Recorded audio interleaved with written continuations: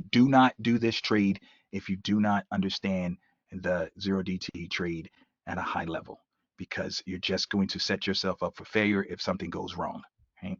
This I know it seems fun and attractive, and that it is. I'm not gonna lie. It's an attractive trade to do. It's a fun trade to do, but it's not a lot of fun at all if you wind up losing a lot of money. And if you lost a lot of money in the past, most of us have, you know it's no fun. So you have to have the discipline to not do things that you're not 100% comfortable with. And I strongly want to emphasize that, you guys. All right.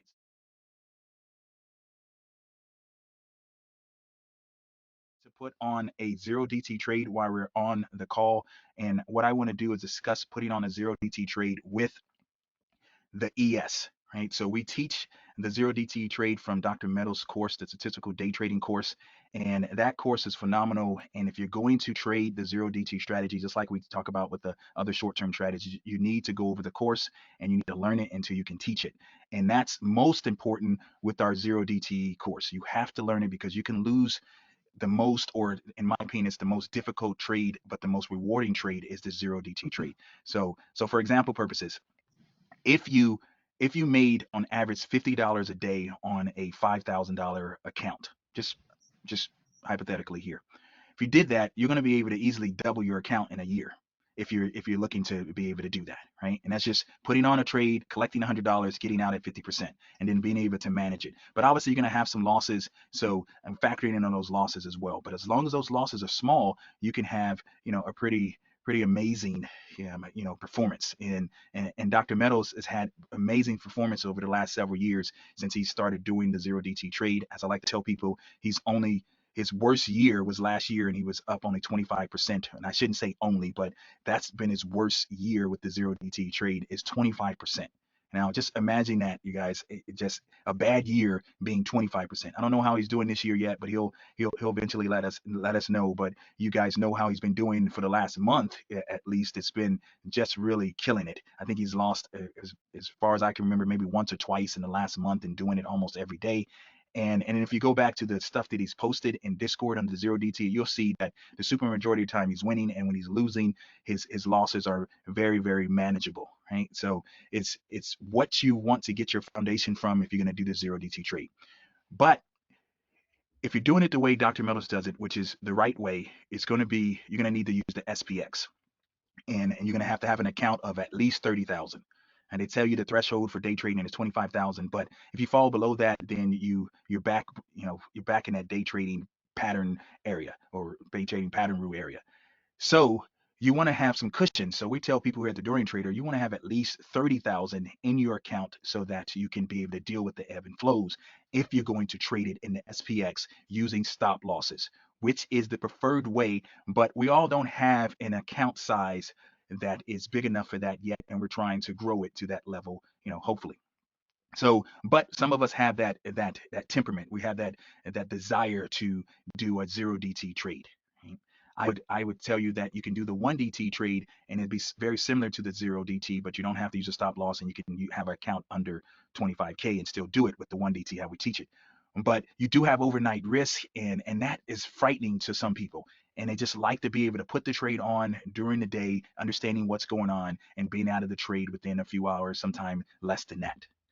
And so if your account is under 30,000, what we teach here at the Dorian Trader, then you can day trade with the ES, and it's not as nice, or it's not as recommended as the SPX, but it can work, and it can work well. And so for example purposes, and we're going to put on a trade here, you go to this zero DT, and the way Dr. Meadows teaches it is that you want to do a spread. You can do it as little as 10 points wide, but most of the time it's going to be 20 or more. And so Dr. Meadows teaches 50 points wide, or wider sometime on some of the trades he's doing. For me, I like to stay around 20 points wide. And so in this example here, if I go and I say I sell the 6 delta here on the call side, and I do a 20-point wide on this call side, this is the call spread. We're putting on an iron condor. And so on the put side, if I go over here, as I say, I decide I'm going to sell this 7 delta, and I'm going to do a 20-point wide spread.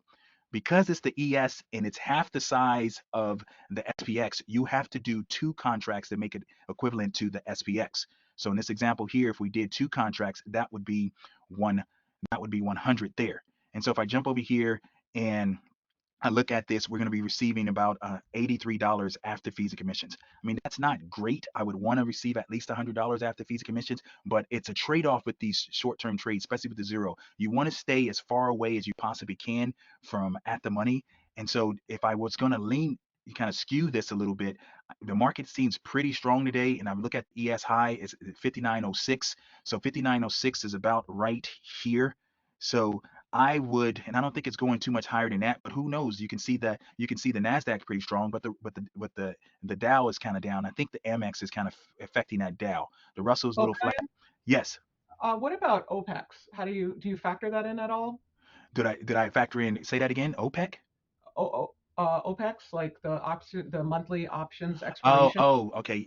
I do factor that in. A lot of that has already taken place this morning with the AM settlement that Mm. happens. So it's obviously some that is going to still expire later, some weeklies and things like that, and the monthlies. What the monthlies is the AM, by the way, and so it's already expired. So can we have some volatility later in the day? Yeah, but I'm okay with that. I just have to figure out which side do I think the volatility is going to be on. So I think it's going to be to the upside. So I'm going to put this put side at an 8 delta there. And we look at the low on the session. The low was 58.76. So that's down around here. So we're outside of the low and the high. And if we do that and we put this on, we're still not getting a ton of money, but we're getting $93. So that's what we're going to try to do. We're going to send that.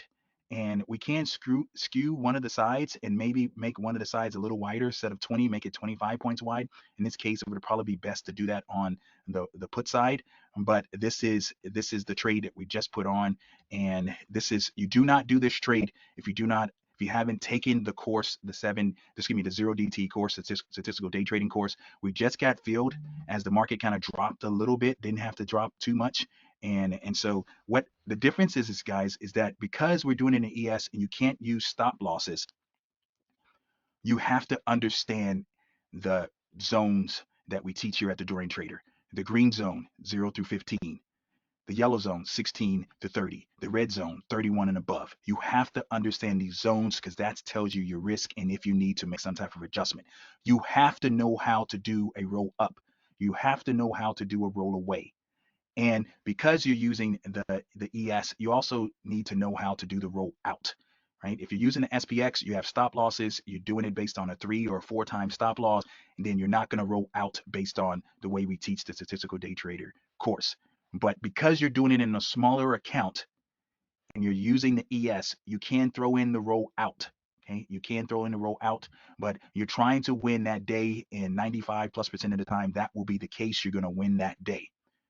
And so that is how we have this set up. And so what you would do now is put in your good to cancel.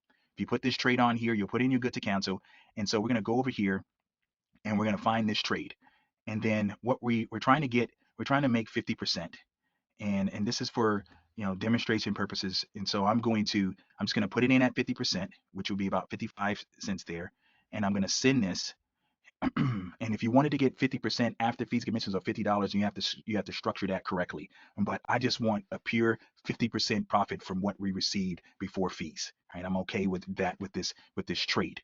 And so then what you want to do, because you don't have stop losses, you're going to have to monitor this throughout the day. You can't do this and just go away because you do not have stop losses. And even if you did have stop losses, you don't want to go away really. This is a 0 DT trade. This is a day trade. It's risk involved. Your stop loss can be not triggered, and that can hurt you. You need to watch this. But even more if you don't have a a, a automatic stop.